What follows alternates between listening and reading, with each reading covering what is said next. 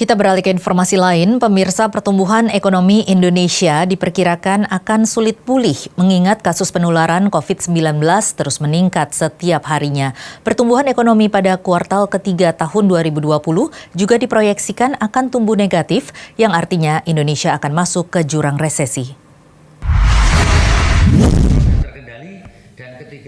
Ekonom senior Faisal Basri memaparkan langkah pemerintah dalam memulihkan perekonomian harus dilalui dengan penanggulangan COVID-19 terlebih dahulu.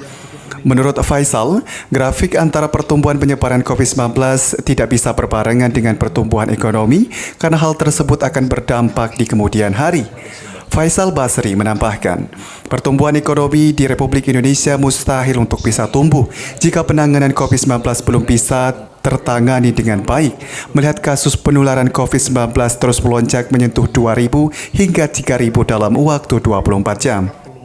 Pertumbuhan ekonomi turun terus. Pemerintah maunya kasus naik, pertumbuhan ekonomi naik, ya nggak bisa.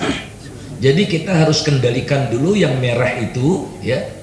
Yang merah itu sehingga dia turun, otomatis tanpa disuruh pun ekonomi akan naik gitu. Ini saja yang ingin saya sampaikan, yang ujung-ujungnya akan sangat mempengaruhi kinerja ekonomi kita, utamanya lah BUMN yang di bawah Komisi 6.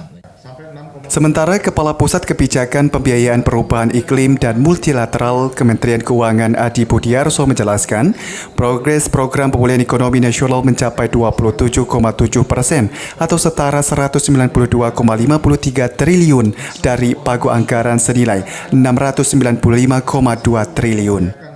Realisasi sampai saat ini Bapak Presiden itu ada 27,7% dari pagu, dan ini menunjukkan angka yang cukup